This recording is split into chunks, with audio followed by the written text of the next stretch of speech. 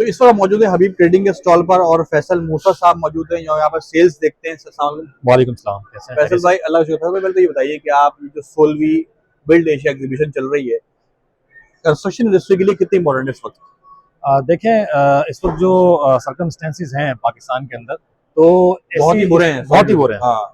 मैं वही बात कर रहा हूँ, जिस तरह के सर्कमस्टेंसेस पाकिस्तान के अंदर इस वक्त चल रहे हैं, तो इस तरह के इनिशिएटिव की, इस तरह के एग्जीबिशंस की और इस तरह का जैसे बिल्ड एशिया अभी जो हो रहा है, तो इसकी अशद ज़रूरत है मुल्क की इकोनॉमी को भी, मुल्क के बिजनेस को भी और मुल्क को मज़ीद ग्रो करने के लिए, क्योंकि जाहिर सी बात एक प्लेटफॉर्म मिलता है लोगों को यहाँ पे एक साथ गेट टुगेदर होकर अपने अपने जो भी वो एक प्रोडक्शन वगैरह जो भी कर रहे हैं मटेरियल, उसकी एडवर्टाइजमेंट के लिए या उसके बेसिकली इसको आप इस तरह कह सकते हैं कि ये कम्युनिकेशन गैप जो होता है लोगों के दरमियान, वो खत्म करने के लिए तरह का एग्जीबिशन है। तो ये एक अच्छा संग मेल साबित होगा हमारी मुल्क की जो मौजूदा सूरत हाल है उसको बहुत बेहतर करने में।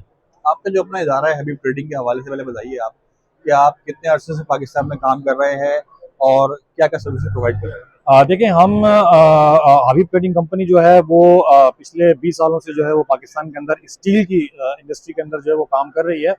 मुख्तलिफ अदवार में मुख्तलिफ हम अपने जो प्रोडक्ट्स हैं वो लाते रहे हैं, लेकिन रिसेंटली जो है हमने 2 से 3 साल हुए हमने अपना 60 ग्रेड सरिया जो है वो हमने मुतारुफ करा अपना STC क्राउन G60 के नाम से। तो उसी के हवाले से जो है इस बार हमने इस एग्जीबिशन में जो है अपना स्टॉल लगाया है। तो हम लोग बेसिकली जो डील कर रहे हैं वो रीरोल सरिया जो होता है, स्टील बार जो कंस्ट्रक्शन में यूज होता है, अब वो लो राइज हो या हाई राइज हो, उन दोनों सूरत हाल में हम यूज करते हैं। तो हम बेसिकली स्टील में हम जो है वो कर रहे हैं।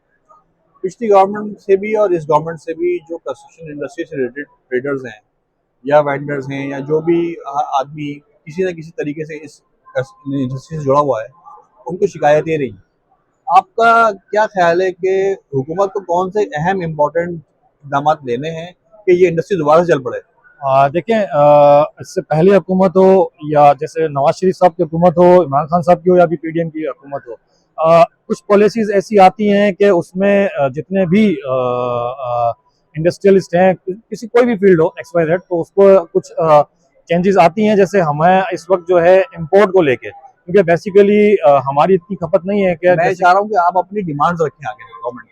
देखें, बेसिकली अभी जैसे गवर्नमेंट ने एक पॉलिसी निकाली है कि उन्होंने इंपोर्ट पे बैन लगा दिया। बिल्कुल। अब इंपोर्ट पे बैन लगाने से हुआ ये कि आपकी अपने मुल्क के अंदर जो फर्नेसेस चल रही हैं वो खपत पूरी नहीं कर, आपका अपना मुल्क खपत पूरी नहीं कर पा रहा, तो आपको इंपोर्ट, हमारी एक मजबूरी है, हमारी नेसेसिटी है कि हमें इंपोर्ट करना ही करना है। डिमांड एंड सप्लाई का बुरान आया हुआ है। डिमांड सप्लाई का बुरान आया हुआ है, तो हमें बाहर से जब इंपोर्ट करना है तो उसके लिए हमें जो इस वक्त अभी तो सूरत हाल ये थी कि हम लास्ट टाइम जब हमने अपनी इंपोर्ट यहाँ पर मंगवाई और इंपोर्ट हमारे पास यहाँ पर आई है, हमारा जो कंसाइनमेंट यहाँ पहुंचा है, तो हमें बहुत ज्यादा इश्यूज ये हुए कि स्टेट बैंक जो है वो रेट नहीं दे रहा, हमारा कंसाइनमेंट जो वहाँ रुल रहा है 20-20 दिन 30-30 दिन रुला है। तो एक तो ये इशू, दूसरा इंपोर्ट पे बैन लगाने की वजह से जो है वो हमारी काफी इंडस्ट्रीज जो है वो बंद हो गई है, क्योंकि वो जाहिर सी बात है जब आपके पास रॉ मटेरियल नहीं होगा तो आप कैसे सर्वाइव करेंगे। बिल्कुल। तो अभी अगर आप मुझसे पूछें तो मोर देन 70% इंडस्ट्रीज जो है वो स्टील की, री-रोल की, आयरन की बंद पड़ी है। उसकी मेन वजह यही जो पॉलिसीज जो हर हुकूमत लाती है, आप एक पॉलिसी आती है हुकूमत की, जैसे वो चेंज होती है तो पॉलिसी भी चेंज हो जाती है, वो सारी सूरत हाल है। तो ये मेन इशू ये है कि पॉलिसी पे थोड़ी नजरसानी करनी पड़ेगी ताकि बिजनेसमैन को जो है वो बेसिकली ग्रो करने का मौका मिले।